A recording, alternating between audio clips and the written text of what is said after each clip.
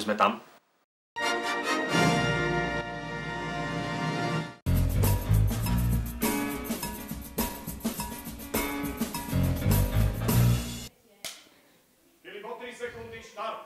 Dobrý deň, volám sa Filip Martin Hrubala a toto je moja talk show. Dneska tu hostím Štefana Skrúcaného. Dobrý deň. Dobrý deň, Filip, ahoj. Takže, moja prvá otázka. Máte nejaký obľúbený film z detstva alebo teraz, ktorý sa vám najviac páči? Z detstva mám obľúbených niekoľko filmov, aj keď by mnohí podľa farby mojich vlasov mohli povedať, že filmy z detstva moje ešte neboli so zvukom. Boli už so zvukom, aj keď niektoré boli ešte čierno-biele a jeden z takých bol môjim najobľúbenejším a bola to komédia Charlieho Chaplina Moderná doba.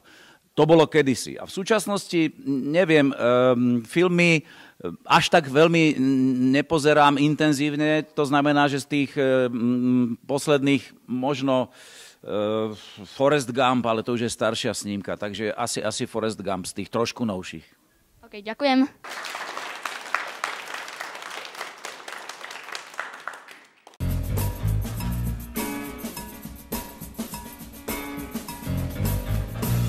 Ahoj, ja som Laura Barancová a v mojej talk show idem sa spýtať otázky Štefana Skrúcaného. Ako prvá otázka, aké vlastnosti by mal mať správny moderátor? Ahoj, Laura. Správny moderátor podľa mojej mienky by mal byť v dobrom zmysle slova ukecaný. To znamená, mal by mať slovnú zásobu, mentálnu výbavu. Je dobré, keď je vtipný. Je dobré, keď občas povie aj nejakú pointu alebo glosu, ktorá ukončí nejaký blok rozhovorov. A úplne úžasné, keď napríklad ako Andrej Bičan občas aj zaspieva. Takže taký by mal byť asi moderátor podľa mňa, Laura. Ďakujem. A ako druhá otázka, ako sa vám páči v Jasnej? V Jasnej sa mi páči veľmi. Tento hotel je môj najobľúbenejší v tejto lokalite a som rád, že tu môžem byť aj dnes s takou príjemnou spoločnosťou, ako sú mladí moderátori, menovite napríklad Laura. Ďakujem.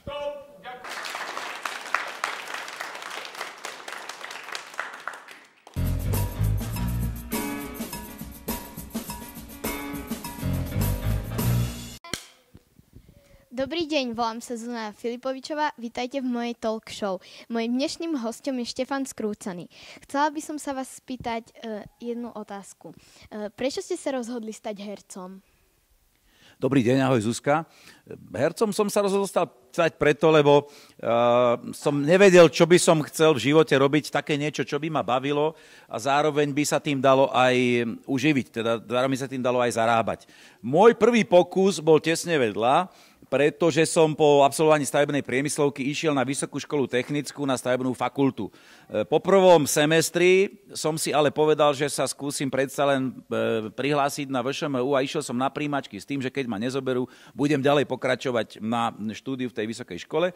Ale keďže ma zobrali, tak som tú vysokú školu prerušil a začal som študovať herectvo. Na veľké šťastie slovenského stavebníctva môžem povedať všetkým tvojim divákom, že na území Slovenska nestojí žiadna budova, ktorá by bola postavená na základe môjho projektu. To znamená, že by nám nič nemalo padnúť na hlavu.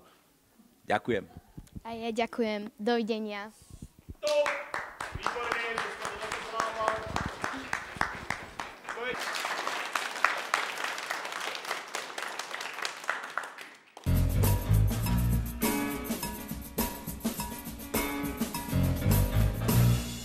Dobrý deň, ja som Leo a pri mne sedí pán Štefan a budem sa od neho pýtať veci. Čo máte obľúbené auto? Ahoj Leo, moje obľúbené auto je každé, ktoré ma dovezie spoľahlivo z bodu A do bodu B. Momentálne jazdím na aute značky Mercedes. A viete lyžovať? Lyžovať viem, aj keď v posledných rokoch nelyžujem, pretože chodím na hory s takou partiou kamarátov, s ktorými sa vždycky zdržíme v hotelovom bufete a už na lyžovanie nezostáva čas.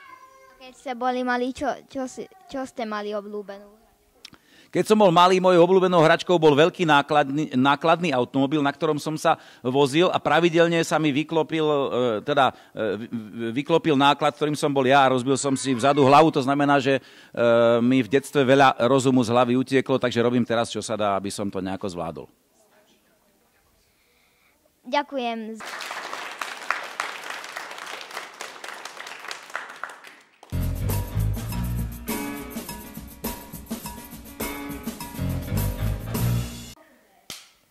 Dobrý deň, ja som Ninka Tomanlova, toto je moja talk show a budem sa tuto Pišta Skrúceného pýtať otázky.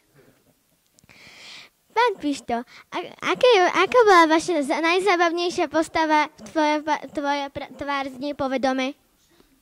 Ďakujem, Ninka. Najzaujímavejšia postava, pravdepodobne Marilyn Monroe, pretože samozrejme je veľmi ťažké mužovi zahrať ženu a ešte sa prípadne na ňu aj trošku podobať. Ja som sa na ňu trochu podobal, ale podobal som sa na ňu tak, ako by vyzerala teraz, keby mala 80 rokov, ale inak to bolo celkom fajn. Ďakujem veľmi pekne a nech sa vám darí aj v televízii. Super.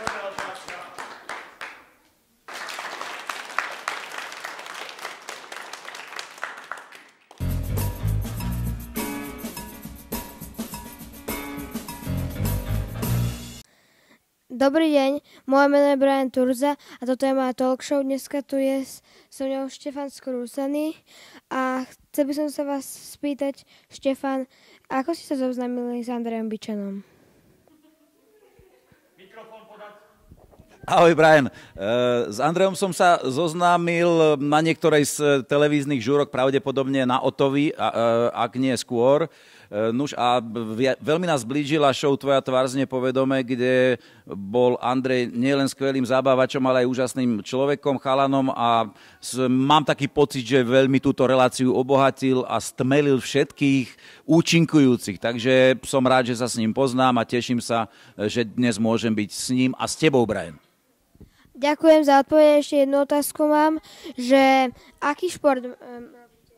V detstve som robil všetky športy, som z Trenčína, takže v Trenčine, kto bol chalan, musel hrať hokej, vodáctvo, futbal, atletiku za školu, ale len za základnú.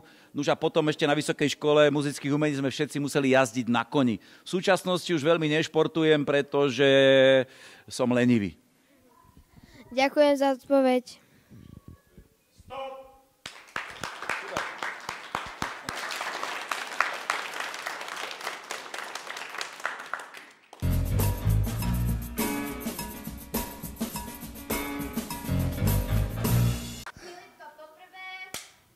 Co máte vác? Výborne, daj mu mikrofón pred pusu. Co máte... Podaj mu mikrofón. Chujovi daj mikrofón. Výborne. Ahoj, Filipko. Pokiaľ som rozdiel pýtal si sa ma, čo mám vác. Mám vác rokov.